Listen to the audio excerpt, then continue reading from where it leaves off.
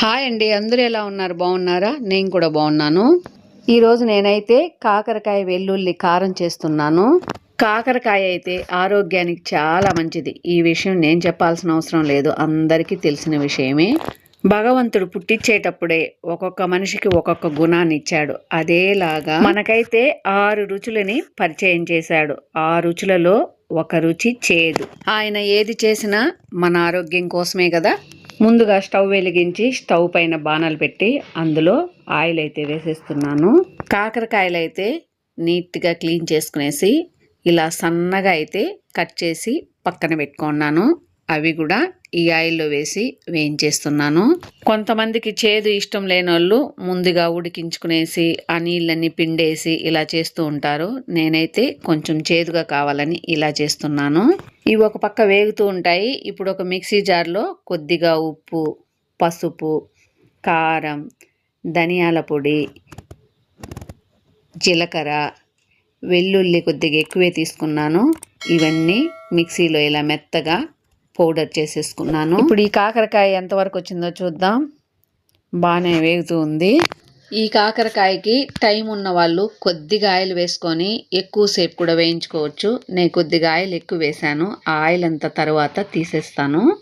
ఇలా వేయించడం వల్ల ఎక్కువ చేదేం ఉండదు, కొద్దిగా చేదు లైట్గా ఉంటుంది. టేస్ట్ కూడా చాలా బాగుంటుంది.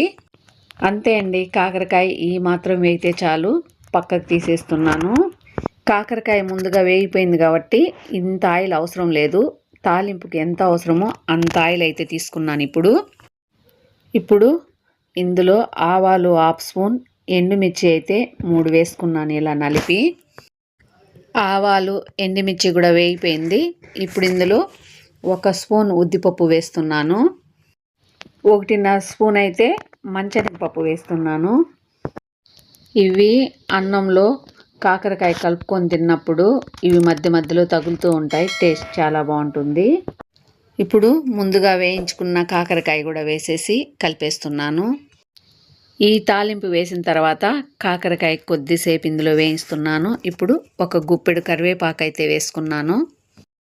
కరివేపాకు కొద్దిగా వేగిన తర్వాత ముందుగా మిక్సీ పట్టుకొని పక్కన పెట్టుకున్నాం కదా, ఆ పౌడర్ అయితే ఇప్పుడు ఇందులో వేసి కలిపేస్తున్నాను. ఈ పౌడర్ వేసిన తర్వాత వాసన అయితే చాలా బాగుంది.